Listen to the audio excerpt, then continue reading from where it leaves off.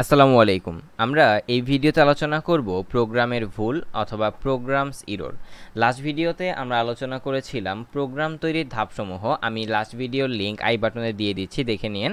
ওই ভিডিওটা দেখলেই বুঝতে পারবেন যে আমাদের আজকের টপিকে আমরা কী নিয়ে আলোচনা করতে যাচ্ছি। কারণ আগের ভিডিওতে একটা টপিক ছিল যেখানে প্রোগ্রামের ভুলের যে এই টপিকটা ছিল তার সাব টপিক আমি বলেছিলাম সেই টপিকটা নিয়ে নতুন করে একটা ডেডিকেটেড ভিডিও বানাবো। তাহলে এই ভিডিওতে আমরা সেই কাজটাই করব। এই ভিডিওর আলোচ্য বিষয় হচ্ছে প্রোগ্রামের ভুল। তো প্রোগ্রাম রচনার সময় প্রধানত তিন ধরনের ভুল হতে পারে। একটি হচ্ছে ব্যাকরণগত ভুল বা এটাকে বলা হয় সিনট্যাক্স ইরর, যুক্তিগত ভুল অথবা লজিক্যাল ইরর, নির্বাহজনিত ভুল অথবা execution or run time error. তো প্রথমে আসি ব্যাকরণগত ভুলটা কি। ব্যাকরণগত ভুল হলো প্রোগ্রামিংয়ের ভাষায় সিনট্যাক্স ইররকেই বলা হয় ব্যাকরণগত ভুল। এখন আবার সিনট্যাক্স ইররটা কি? আমরা যখন কোড লিখব তখন কোনো বানানের ভুল যদি আমরা করি তাহলে সেটাকে বলা হবে ব্যাকরণগত ভুল। যেমন ধরেন আপনার কোথাও লেখা উচিত ছিল যে ইনপুট, আপনি লিখে ফেলেছেন ইনপুটস বা এস, তাহলে এটাকে বানানোর ভুল না, মানে ইনপুটসও হয়, কিন্তু ওই প্রোগ্রামের ক্ষেত্রে আপনার লেখা উচিত ছিল ইনপুটস, কিন্তু আপনি লিখে ফেলেছেন ইনপুট। অথবা যে কোনো ধরনের বানান ভুল হলে সেটাকে বলা হবে সিনট্যাক্স ইরর। এবার আসি যুক্তিগত ভুল। প্রোগ্রামের যুক্তিগত ভুল থাকলে তাকে যুক্তিগত ভুল বলে। এখানে একটু মিস্টেক আছে, ভুল এখানে ভুল বলে হবে।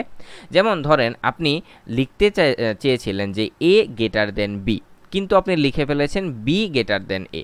তার মানে আপনার লজিকটা ছিল যে এ বি এর চেয়ে বড় হবে, কিন্তু আপনি তৈরি করে ফেলেছেন বি এর চেয়ে বড়, এরকম টাইপের জিনিস। অথবা ধরেন আপনি কোনো জায়গায় যোগ করতে চেয়েছেন কিন্তু করে ফেলেছেন গুণ অথবা বিয়োগ। এই ধরনের জিনিসপত্রগুলো যদি আপনি করে থাকেন তাহলে সেটাকে বলা হবে যুক্তিগত ভুল। আর যুক্তিগত ভুল যদি আপনি প্রোগ্রামে করে থাকেন তাহলে কিন্তু কম্পিউটারে কোনো ভুলের বার্তা দেখায় না। আর ব্যাকরণগত ভুলের ক্ষেত্রে অনুবাদক প্রোগ্রামে সকল ভুল ত্রুটি নির্ণয় করতে, মানে ব্যাকরণগত ভুল আপনি যদি সেটা অনুবাদক প্রোগ্রামে রান করেন তাহলে অনুবাদক প্রোগ্রামে সকল ভুল নির্ণয় করতে পারে এবং ভুলের বার্তা আপনাকে মনিটরে দেখাতে পারবে। কিন্তু যুক্তিগত ভুলে কিন্তু কম্পিউটার মনিটরে কোনো ভুলের বার্তা আপনাকে দেখাবে না। এরপরে 3 নাম্বারটা আসি নির্বাহজনিত ভুল। এখন নির্বাহজনিত ভুলটা কি? সংখ্যাসূচক ডাটার স্থানে বর্ণসূচক ডাটা দেওয়া, কিংবা ইন্টিজারের পরিবর্তে লং ইন্টিজার ডেটা দেওয়া, অথবা ধরেন ইন্টিজারের জায়গায় আপনি ফ্লোট ডেটা দিয়ে দিয়েছেন, তাহলে সেটাকে বলা হবে নির্বাহজনিত ভুল অথবা execution or run time error.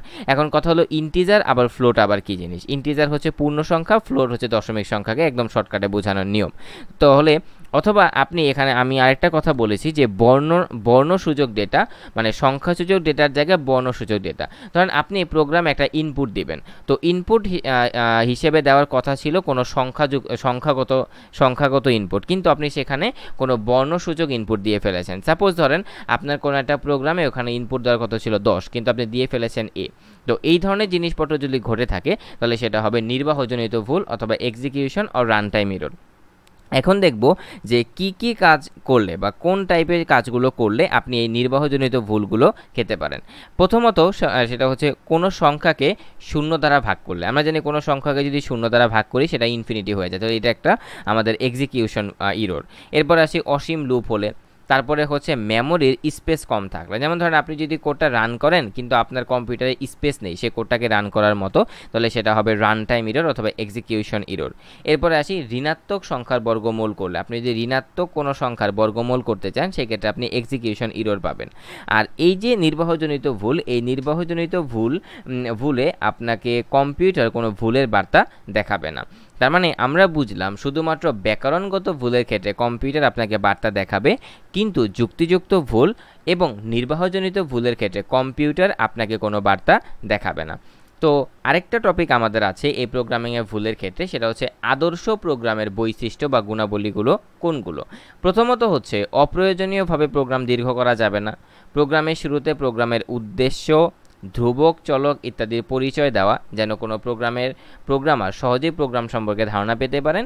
চলক হিসেবে অর্থপূর্ণ বর্ণ বা শব্দ ব্যবহার করা।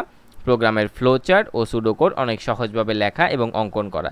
এই আদর্শ প্রোগ্রামের বৈশিষ্ট্যের ভিতরে প্রথম 2 নাম্বার এবং 3 নাম্বার পয়েন্টটা আপনারা বুঝলে এখন বুঝতেও পারেন, নাও বুঝতে পারেন, কারণ এখানে কিছু বাক্য ব্যবহার করা হয়। যেমন ধরেন চলক, আবার হচ্ছে ধরেন প্রোগ্রামের পরে এখানে আছে যে ধ্রুবক, এই জিনিসগুলো সম্পর্কে এখন আইডিয়া নাই থাকতে পারে, কিন্তু নো প্রবলেম, আপাতত এতটুকু 1 নাম্বার এবং 4 নাম্বার যে লাইনটা বুঝলেই হবে যে অপ্রয়োজনীয়ভাবে প্রোগ্রাম দীর্ঘ না করা এবং প্রোগ্রামের ফ্লোচার্ট ও সুডোকোড অনেক সহজভাবে লেখা। এই দুইটা জিনিস আপাতত জানেন, যখন আমরা প্রোগ্রামিং শুরু করব তখন আপনি এই দুইটা টপিক জেনে ফেলবেন। তো এই ছিল আজকে আমাদের ভিডিও। আপনি যদি ভিডিওটা 100% বুঝে থাকেন আমাকে এক কাপ কফি খাওয়াতে পারেন। আর এখন হচ্ছে আমাদের এই ভিডিওর বা আমাদের প্রত্যেকটা টিউটোরিয়ালে যেটা থাকে সেটা হচ্ছে আমাদের কুইজ পার্ট, যে কুইজটা আপনি সলভ করতে পারলে আপনার অনেক হেল্প হবে। আপনি যদি এইচএসসির স্টুডেন্ট হয়ে থাকেন আপনার অনেকগুলো এমসিকিউ সলভ হয়ে যাবে। তো আমাদের আজকের ভিডিও কুইজ হচ্ছে কোন ভুলের ক্ষেত্রে কম্পিউটার কোনো বার্তা দেখায় না? যুক্তিযুক্ত ভুল, নাকি নির্বাহজনিত ভুল, নাকি ব্যাকরণগত ভুল? প্রশ্নটা আবার শোনেন, যে কোন ভুলের ক্ষেত্রে কম্পিউটার কোনো বার্তা দেখায় না? উত্তরটা কমেন্টে জানিয়ে দেন। আসসালামু আলাইকুম।